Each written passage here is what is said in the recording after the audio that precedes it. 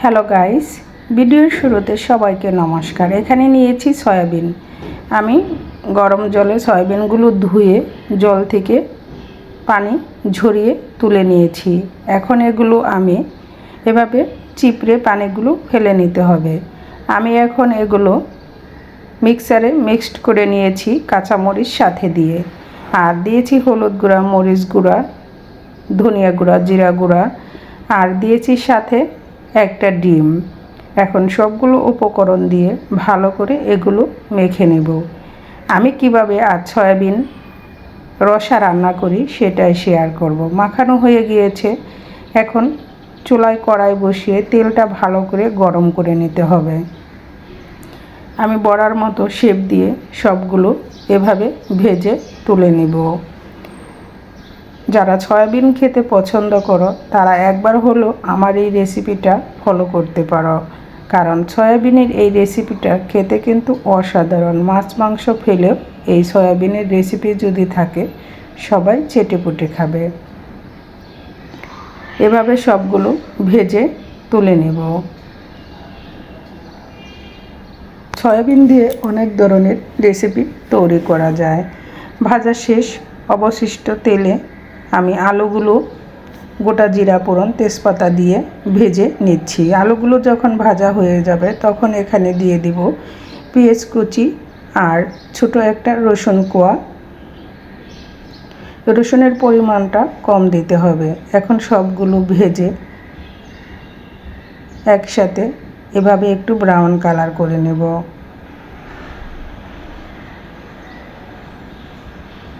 আলুগুলো পেঁয়াজের সাথে ভাজা হয়ে গিয়েছে। এখন এখানে দিয়ে দিচ্ছি আমি মশলাটা আগে ভিজিয়ে রেখেছিলাম অল্প পরিমাণ জল দিয়ে, হলুদ গুঁড়া, মরিচ গুঁড়া, ধনিয়া গুঁড়া। এখন মশলার সাথে আবার ভালো করে কষিয়ে নিলাম। কষানো হয়ে গেলে এখানে পরিমাণ মতো জল দিয়ে দিব, আর সাথে দিয়ে দিচ্ছি কাঁচামরিচ। এখন জল দিয়ে দিলাম। এখন ঝোলটা ফুটে আসলে দিয়ে দিব ভেজে রাখা সয়াবিনগুলো। দেখতে পেলে খুব সহজে কিন্তু আমি এই সয়াবিন রান্না করে নিলাম। কিছুটা আলু এভাবে আমি একটু নরম করে ভেঙে দিব যাতে ঝোলটা গাঢ় হয় এবং খেতে ভালো লাগে। ভেজে রাখা সয়াবিনগুলো দিয়ে দিলাম।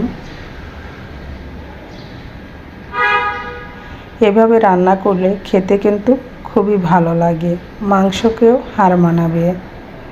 নামানোর আগে জিরা গুঁড়া দিয়ে চুলা থেকে নামিয়ে নেব। এই ছিল আজকের মজাদার সয়াবিনের রেসিপি। কেমন হলো আমার এই সয়াবিন রেসিপি আলু দিয়ে রসা? সবাইকে অনেক ধন্যবাদ। এখন চুলা থেকে নামিয়ে নেব। গরম গরম ভাতে খেতে কিন্তু অসাধারণ লাগে এই সয়াবিন কারি। আজকের মতো ভিডিওটি এখানেই শেষ করছি।